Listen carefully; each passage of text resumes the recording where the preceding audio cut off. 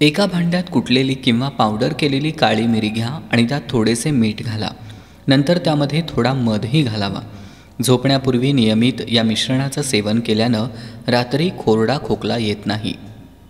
गरम पाण्यात मध टाकून प्याल्यानं रात्री येणारा कोरडा खोकला तर दूर होतोच, गरम पाण्यामुळं घशाला शेक मिळून घशाच्या अनेक समस्याही दूर होऊ शकतात.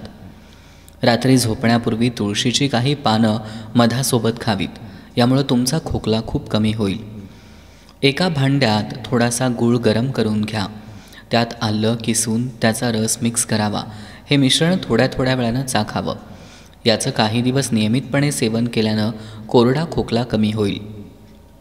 1 ग्लास गरम दुधात 2 चमचे हळद टाकून प्या.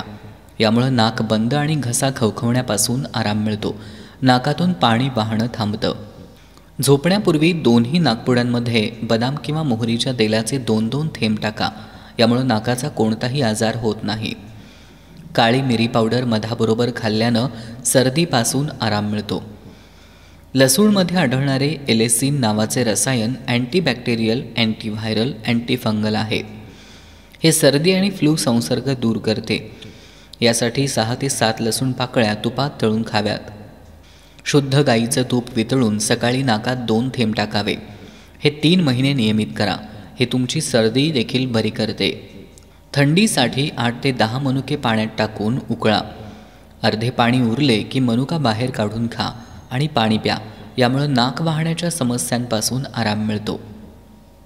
पुदिन्याची काही पानं घेऊन त्याचा रस कपाळावर लावावा.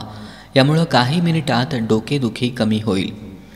सर्दी, खोकला किंवा सायनसमुळं डोकेदुखीचा त्रास होत असेल तर 1 चमचा ओवा भाजून तो सुती कपड्यात बांधावा आणि वेदना होत असलेल्या ठिकाणी त्यानं शेकावं. यामुळं डोकेदुखीचा त्रास कमी होतो.